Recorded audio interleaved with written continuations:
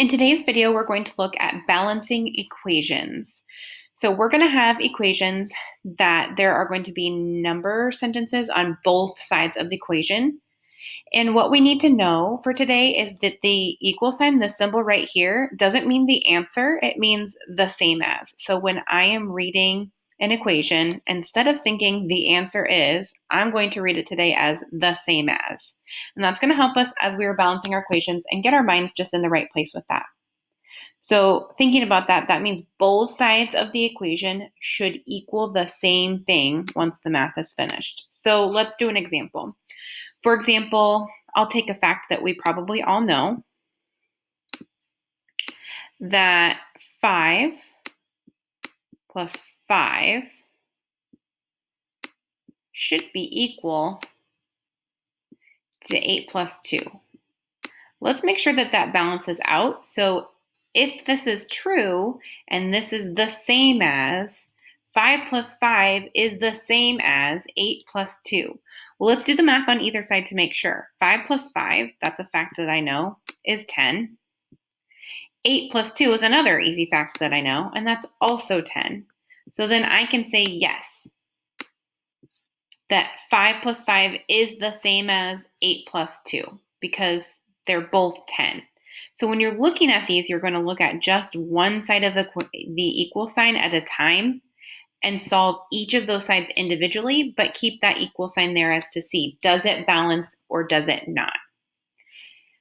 I'll show you a tool also that you can use to check yourself as we do this, but we'll do a couple of examples first.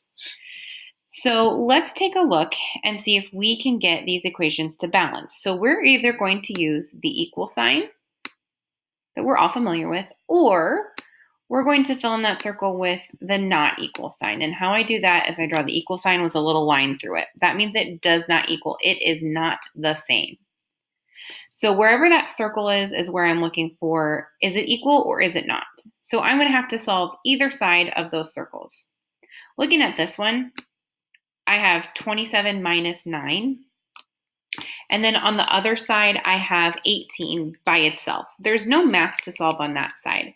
So I really don't have to solve that side. I can just see if when I do the math on the other side, it's going to balance out. So I'm seeing 27 minus 9.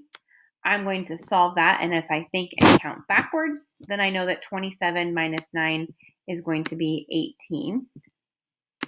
I can double check myself by counting back up 18, 19, 20, 21, 22, 23, 24, 25, 26, 27. So 27 minus 9 is in fact 18. Since there's no math on this side, I know that I can put that equal sign. I don't have to do anything else. Those are the same. When I solve this side and I do the subtraction, 18 is the same as 18. Let's look at another example. So I've got 9 by itself over on this side, so I don't have any math to solve here. Now I'm looking at this side of that circle where the equal sign or not equal sign would go, and I have to think to myself, 5 plus 4, I need to solve for that. So 5 plus 4, if I'm adding those together, I know that 5 plus 4 is 9. Since this side's already solved and there's no math to go with it, I know that this is equal. I don't have to do anything else. I can see that 9 is the same as 9. It's exactly the same number, so I would put that equal sign.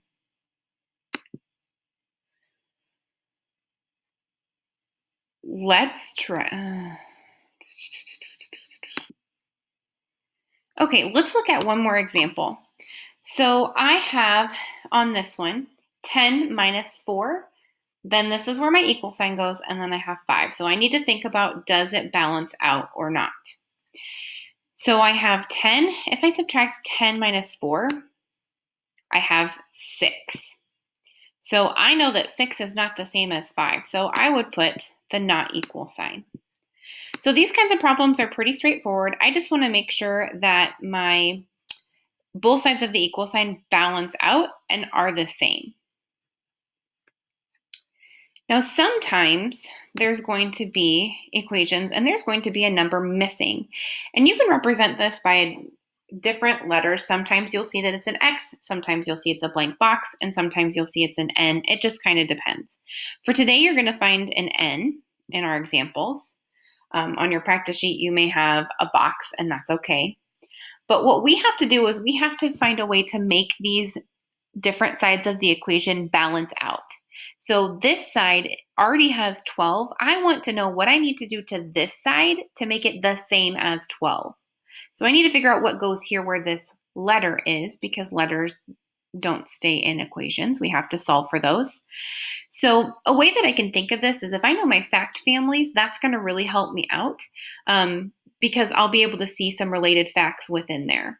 So for example, 12 equals n minus 3. Well, if I know that I need to flip those around, I can put 3 and 2 together, or 3 and 12 together, excuse me, and see what I would need to put here, because I'm going to have my largest number here if I'm going to subtract from it and get to 12.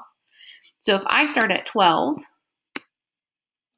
and I count on 3 more, 12, 13, 14, 15, I added my 3 more, so then I have 15. Well, let's try and make sure that makes sense. 15 minus 3, 15, 14, 13, 12. It does equal 12. So then I know in this case that n is the same as 12, or I'm sorry, 15. If I plug in that 15 right here, then that would make both sides balance out. Now, a tool that you can use today that we found is this balance here. And this is going to be linked on your Google Classroom. So I can figure out if the sides balance by typing them in. So I'm going to click in and see 12 is on one side of the equation. This would be where the equal sign would be. And then I'm going to double check myself and see. If I do 15 minus 3, is it going to be level or balancing out? Right now, 15 by itself, it doesn't. But if I take away 3, it's going to be equal. And it'll tell me the balanced equation that yes is true. I can reset it. And let's look at the next one. So let's take a look at this one. I have 8 over by itself.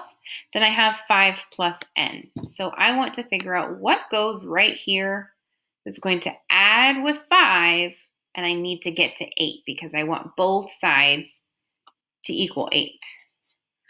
One way I could do that might be to draw a picture. So if I know that this side needs to be 8, I can draw out 8 circles. 5, 6, 7, 8. If I know that it needs to equal 8 or be the same as 8, then I can take away 5 of them because I already know 5 is on that side. And I see that that would mean that's 3. Is 5 plus 3 really 8? 5, 6, 7, 8? It should be. Let's double check on our balance. If I have 8 on one side and I do 5 plus 3, yep, it does balance. Those are the same. So using some strategies will help you. We're not just guessing on those. Let's just do one more practice and see. Because sometimes the unknown number is going to be in different places, like this one. I have the unknown number over here by itself on the side, one side of the equal sign, and then I have my math or my number sentence on this side. So in order to solve for this, really all I have to do is solve this side, and I should know what that one is.